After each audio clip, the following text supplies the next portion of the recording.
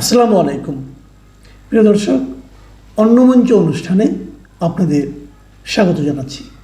BNP সরকার ক্ষমতায় এসে ১/১১ কুশীলব অনেককেই গ্রেপ্তার করছে, এরকম দৃশ্য আমরা দেখছি। একাধিক সেনা কর্মকর্তাকে, সাবেক সেনা কর্মকর্তাকে তারা গ্রেপ্তার করেছে, কয়েক দফায় রিমান্ডে নিয়েছে।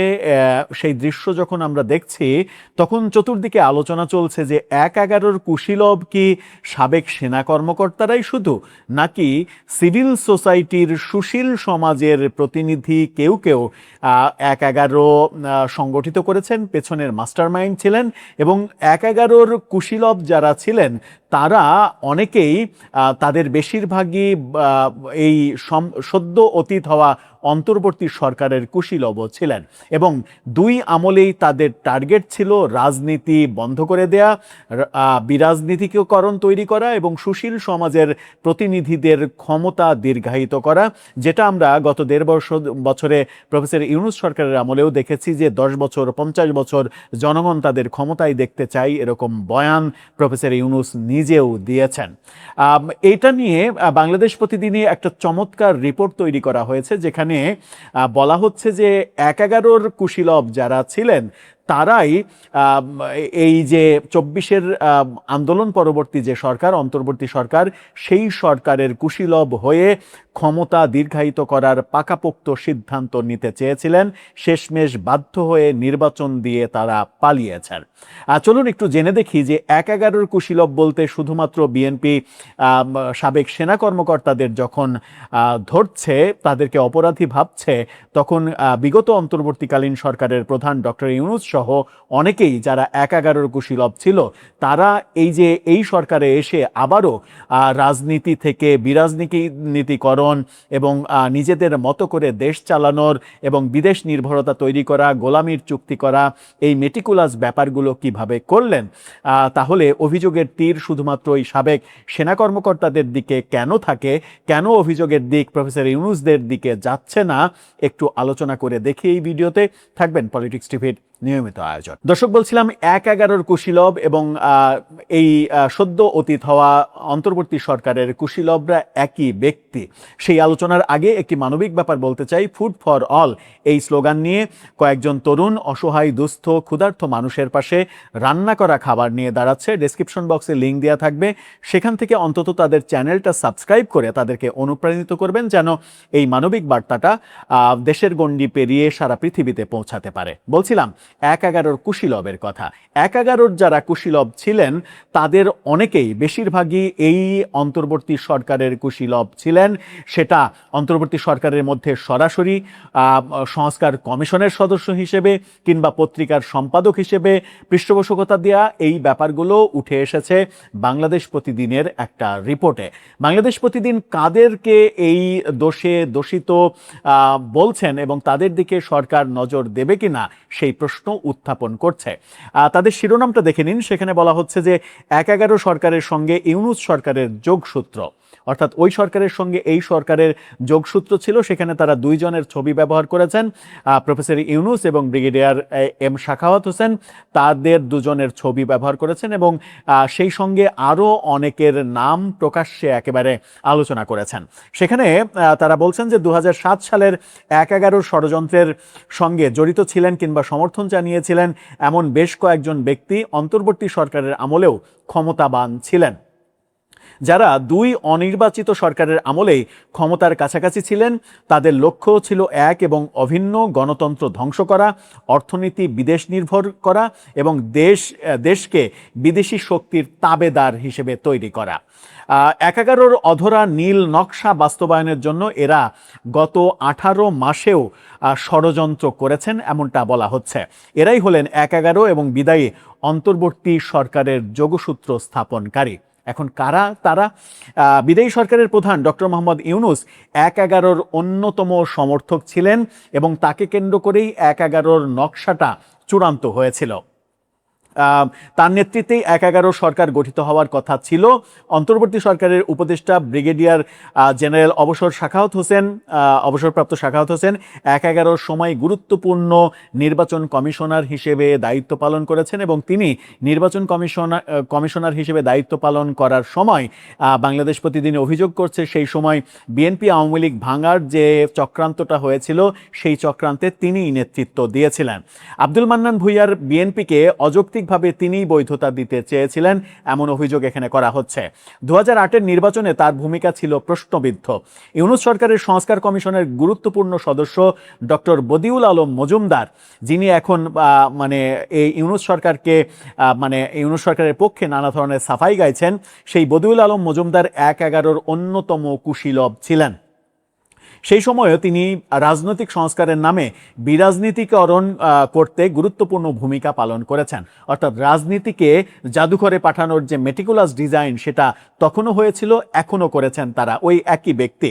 এছাড়া সৈয়দা রিজওয়ানা হাসান সহ অন্তত ৭ জন অন্তর্বর্তী সরকারের সময় গুরুত্বপূর্ণ ভূমিকা পালন করেছেন যারা ১/১১-র সময় অন্যতম কুশীলব ছিলেন। খুবই গুরুত্বপূর্ণ একটা তথ্য যে এই অন্তত ৭ জন উপদেষ্টা অন্তর্বর্তীকালীন সরকারের তারা ১/১১-র কুশীলব ছিলেন এবং উপদেষ্টার বাইরেও যারা ইউনূস সরকারকে মেটিকুলাস ডিজাইনের সহযোগিতা করেছে অনেক দিন ক্ষমতায় থাকতে, ১০ বছর ৫০ বছর পর্যন্ত ক্ষমতায় থাকতে, বদিউল আলম মজুমদার সহ ২টি পত্রিকার সম্পাদকের কথা বলা হচ্ছে যারা ১/১১-র অন্যতম কারিগর। এবং এই ২টি পত্রিকা, একটি বাংলা শীর্ষস্থানীয় পত্রিকা এবং একটি ইংরেজি শীর্ষস্থানীয় পত্রিকা, যে পত্রিকা দুটির সম্পাদক দুজনের একজন আবার প্রফেসর ইউনূস যখন পদত্যাগ করার গুঞ্জন তুললেন, একটা নাটক করলেন, তখন পত্রিকাতে বিশেষ কলাম লিখলেন এই সম্পাদক যে প্লিজ আপনি যাবেন না, আপনি থেকে যান। পরবর্তীতে দেখা গেল যে সেই দুটি পত্রিকার উপরে দুর্যোগ নেমে আসলো এবং সেই প্রফেসর ইউনূস সরকারের আমলেই সেটা হলো। ১/১১-র সময় -2-র ফর্মুলা যেটা বলছিলাম যে কান্নাকাটি করা, কলাম লেখে প্রফেসর ইউনূস যায়েন না, থাকেন। ২০০৭ সালেও ২ সংবাদপত্র -2 ফর্মুলার পক্ষে ২ নেত্রীকে সরে যেতেই হবে শিরোনামে প্রথম পৃষ্ঠায় সম্পাদকীয় প্রকাশ করেছিলেন। অর্থাৎ রাজনীতিকে বিরাজনীতিকীকরণ করার যে প্রচেষ্টা, সেই প্রচেষ্টাগুলো এই ব্যক্তিগুলো এক জায়গায় হয়ে করেছিলেন এবং প্রফেসর ইউনূস ছিলেন ১/১১-র প্রধান পরিকল্পক। পরবর্তীতে তিনি রাজনৈতিক দল করবেন এই কারণে তখনকার সরকারের প্রধান হিসেবে দায়িত্ব পালন করেননি।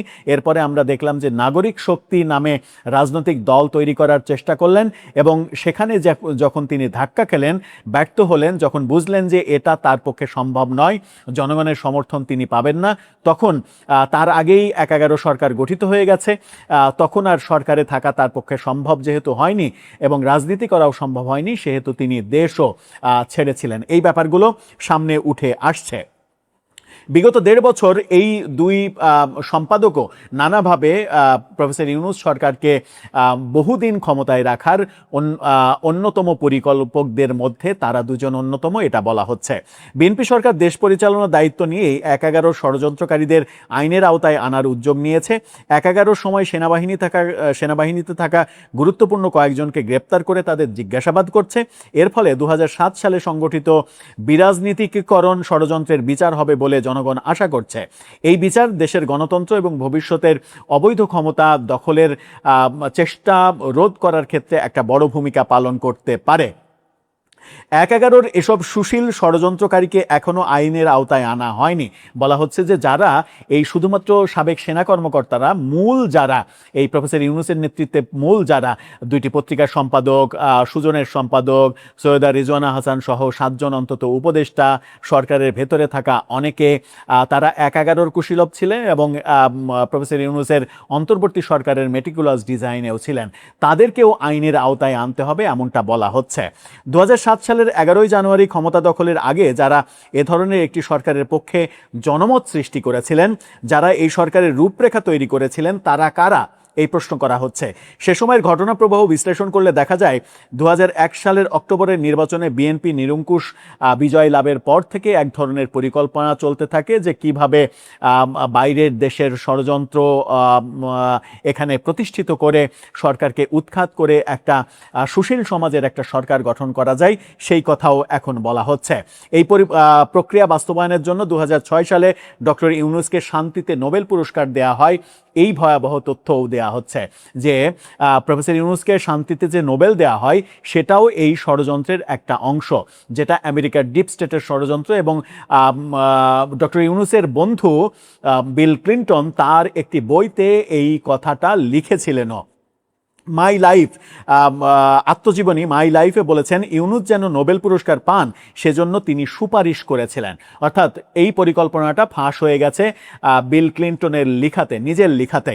স্মরণ করা যেতে পারে দেশি বিদেশি ষড়যন্ত্রে দেশের রাজনৈতিক পরিস্থিতি যখন উত্তপ্ত এবং সংঘাতপূর্ণ, ঠিক তখনই গ্রামীণ ব্যাংকের ব্যবস্থাপনা পরিচালককে নোবেল পুরস্কার দিয়ে তাকে বাংলাদেশের জনগণের আলোচনার কেন্দ্রবিন্দুতে নিয়ে আসা হয়, যেন নোবেল পুরস্কার পাওয়ার ক্ষেত্রে তাকে কেন্দ্র করে বাংলাদেশে সুশীল সমাজের নেতৃত্বে একটা সরকার গঠন হতে পারে, যে সরকার গঠিত হয়ে রাজনীতিকে দূরে সরিয়ে দেবে, সুশীল সমাজ দেশের শাসনভার গ্রহণ করবে। সেই ষড়যন্ত্র 2007 সালে বাস্তবায়ন করা সম্ভব হয়নি পুরোপুরি, যেটা 2024 সালে প্রফেসর ইউনূস আবারও বাস্তবায়নের চেষ্টা করেছেন। নিজের মুখেই বলেছেন যে আমাকে 10 বছর 50 বছর ক্ষমতায় দেখতে চাই, নিজেই নিজেকে ভিভিআইপি ঘোষণা করেছেন। এই ব্যাপারগুলো আমরা দেখেছি। দেশের প্রধান দুটি দলের মুখোমুখি অবস্থানকে উস্কে দিয়েছিল সুশীল সমাজের মুখপাত্র, দুটি সংবাদপত্র, এমন অভিযোগও এখানে করা হচ্ছে। প্রফেসর ইউনূসের সরকার প্রথম 10 মাস নির্বাচনের বিরুদ্ধে ছিল, নির্বাচন করতে চায়নি। তারা অনেক দিন ক্ষমতায় থাকতে চেয়েছে, কিন্তু যখন তারা দেখেছে যে কেউই তাদের পক্ষে নয়, সেনাবাহিনী থেকে শুরু করে কোনো রাজনৈতিক সমর্থনই তারা পাচ্ছে না, তখন তারা বাধ্য হয়ে নির্বাচন দিয়ে চলে যেতে বাধ্য হয়েছে। ইউনূস সরকার দেশকে পিছিয়ে দিয়েছে অন্তত 20 বছর, যেটা 11 সরকার অন্তত 10 বছর পিছিয়ে দিয়েছিল। দাবি করা হচ্ছে যে ইউনূস সরকার সেই পিছিয়ে দেওয়াটা আরও 20 বছর পিছিয়ে দিয়েছে। অর্থাৎ ইউনূস সরকার যে লেকচারগুলো আমাদেরকে শুনিয়েছেন, যে স্বপ্নগুলো আমাদেরকে দেখিয়েছেন, সেগুলো বাস্তবায়ন তো অনেক দূরের কথা, দেশকে 20 বছর পিছিয়ে দিয়েছেন। আদতেই 20 বছর তত্ত্বটা ঠিক না, অন্ততপক্ষে বলা যায় যে দেশকে 50 বছর তিনি পিছিয়ে দিয়েছেন। এই দেশটাকে আবার সামনের দিকে নিয়ে যেতে হলে অনেক বেশি পরিশ্রম করতে হবে রাজনৈতিক সরকারগুলোকে। লক্ষ্য করলে দেখা যায় অন্তর্বর্তী সরকারের ভেতরে যারা শেষ মুহূর্ত পর্যন্ত নির্বাচন বানচালের চেষ্টা করেছিলেন, তারা সবাই 1/11 কুশীলব হিসেবে কাজ করেছিলেন। নির্বাচন নয়, আগে সংস্কার, জনগণ চায় আমরা আরও 50 বছর ক্ষমতায় থাকি, শুধু নির্বাচন দেওয়ার জন্য আমরা ক্ষমতায় বসিনি, এই কথাগুলো যারা 1.5 বছর অবিরাম বলে গেছেন, তারা সবাই 1/11 সঙ্গেও সম্পৃক্ত ছিলেন। 1/11 লক্ষ্য অর্জনের জন্য তারা এবারও চেষ্টা করেছিলেন, আবার গণতন্ত্রকে বিপদাপন্ন করার ষড়যন্ত্র করবেন বলে চেষ্টা করেছেন। এদের বিরুদ্ধে ব্যবস্থা না নিলে বাংলাদেশে গণতন্ত্র, জনগণের অধিকার নিরাপদ নয়, এমন মন্তব্য করছে বাংলাদেশ প্রতিদিন তাদের এই রিপোর্টে। বাংলাদেশ প্রতিদিন তাদের বিশেষ প্রতিনিধির লেখা এই রিপোর্টে যে দাবি করছে, সেই দাবির আমার মনে হয় যে অনেকাংশেই এই দাবির সত্যতা রয়েছে, কারণ আমরা একেবারে দিনের আলোর মতো স্পষ্ট দেখতে পাই যে এই সরকারের অনেকেই 1/11 সময় নানা ধরনের কলকাঠি নাড়িয়েছিলেন, এবং সেই কলকাঠির প্রধান কলকাঠি নাড়িয়েছিলেন প্রফেসর ইউনূস, এবং তার নোবেল প্রাপ্তিকে কেন্দ্র করেই সব কিছু সাজানো হয়েছিল। এবং তখনও আমেরিকার ডিপ স্টেটের পরিকল্পনা বাস্তবায়নের চেষ্টা করা হয়েছিল, তখন ব্যর্থ হয়ে রাজনৈতিক দল করতে ব্যর্থ হয়ে 2024-এ এসে তিনি রাজনৈতিক দল করার পরোক্ষভাবে রাজনৈতিক দল করার স্বপ্ন বাস্তবায়ন করেছেন, এরকমটাও অনেকে বলেন।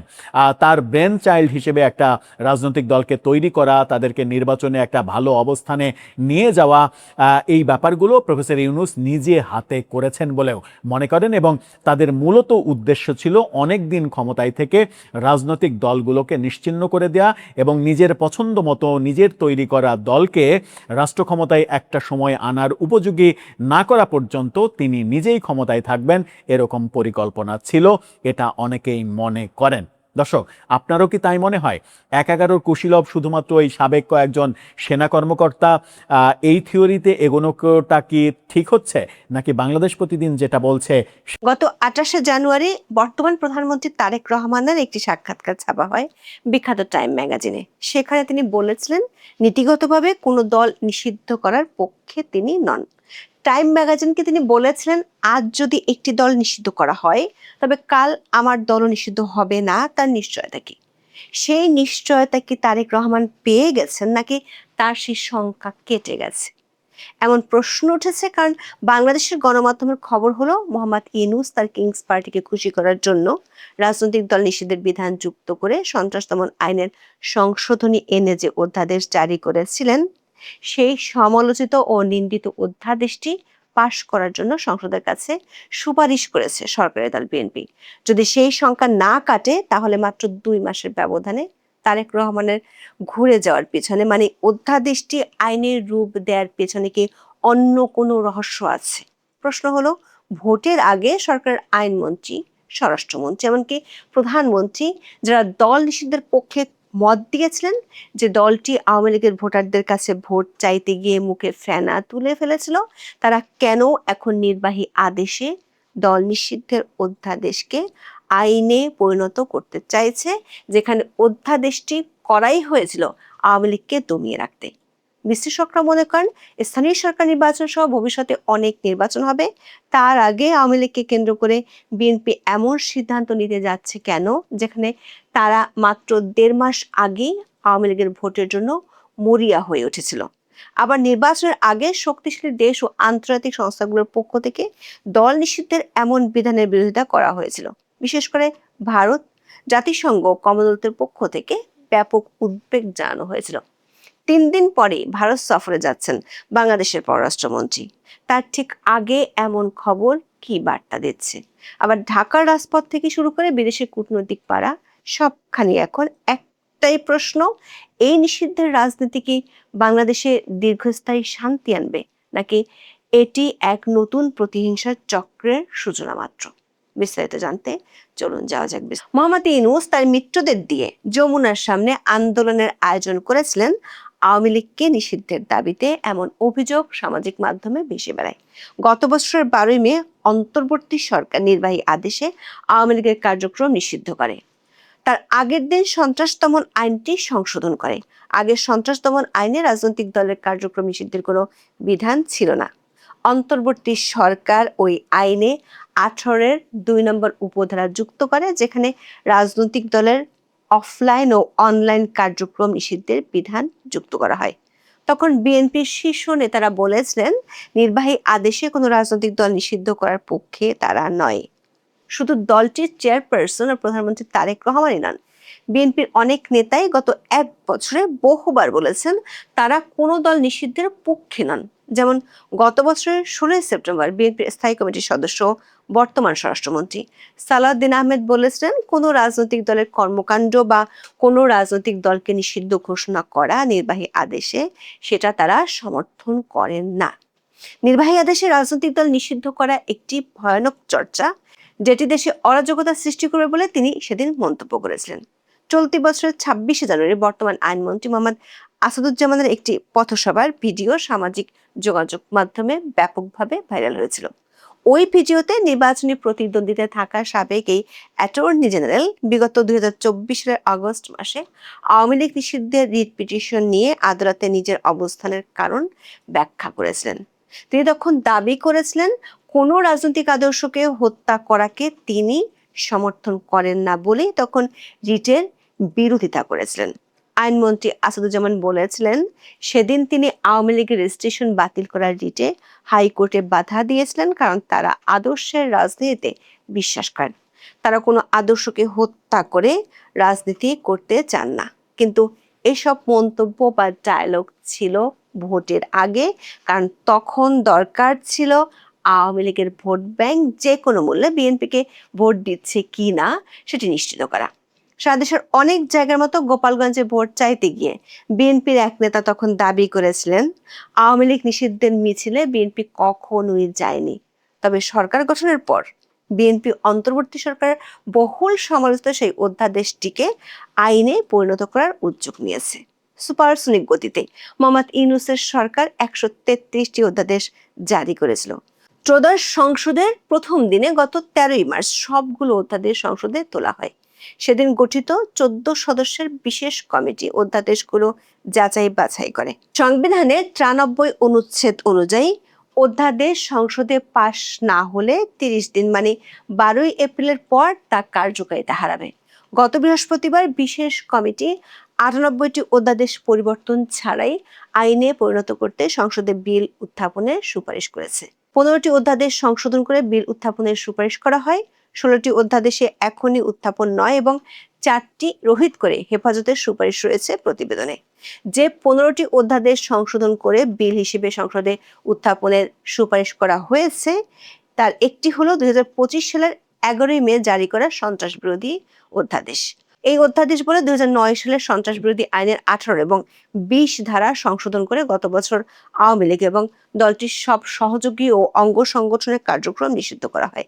একই আইনে 2024 সালের অক্টোবরে নিষিদ্ধ করা হয় ছাত্রলীগকে। গত বছরের 11ই মে রাতে যমুনায় উপদেষ্টা পরিষদের জরুরি বৈঠক করে সন্ত্রাস বিরোধী আইনের 2টি ধারা সংশোধন করে অন্তর্বর্তী সরকার। এতে বলা হয়, কোনো ব্যক্তি বা সত্তা সন্ত্রাসী কাজের জন্য জড়িত থাকলে নির্বাহী আদেশে সরকার তাদের কার্যক্রম নিষিদ্ধ করতে পারবে। একই দিনে সরকারি প্রজ্ঞাপনে বলা হয়, আন্তর্জাতিক অপরাধ ট্রাইব্যুনালে বিচার শেষ না হওয়া পর্যন্ত আওয়ামী লীগের কার্যক্রম নিষিদ্ধ থাকবে। অন্তর্বর্তী সরকার আওয়ামী লীগকে সরাসরি নিষিদ্ধ করেনি, তবে কার্যক্রম নিষিদ্ধ থাকায় অধ্যাদেশের 20 ধারা অনুযায়ী আওয়ামী লীগ মিছিল, সভা সমাবেশ করতে পারবে না। দলটির কার্যালয় বন্ধ থাকবে, ব্যাংক হিসাব জব্দ হবে, পোস্টার ব্যানার প্রচার করতে পারবে না, সংবাদ বিজ্ঞপ্তি দিতে পারবে না, গণমাধ্যম ও সামাজিক মাধ্যমে তা প্রকাশ করা যাবে না এবং সংবাদ সম্মেলন করতে পারবে না দলটি। আইনে বলা হয়েছে, নিষিদ্ধ সংগঠন এসব কার্যক্রম পরিচালনা করলে 4 থেকে 14 বছর কারাদণ্ড হতে পারে। তবে অধ্যাদেশে বলা হয়নি কার্যক্রম নিষিদ্ধ সংগঠন সভা সমাবেশ করলে কি শাস্তি হবে। ফলে এতদিন আওয়ামী লীগের কার্যক্রম নিষিদ্ধ থাকলেও নিষেধাজ্ঞা অমান্য করার শাস্তির বিধান ছিল না। অন্তর্বর্তী সরকার অধ্যাদেশগুলোর বিষয়ে মন্ত্রণালয়ের মতামত নিয়েছে সংসদের বিশেষ কমিটি। সন্ত্রাস বিরোধী অধ্যাদেশটি সংসদে পাশের সুপারিশ করেছে স্বরাষ্ট্র মন্ত্রণালয়।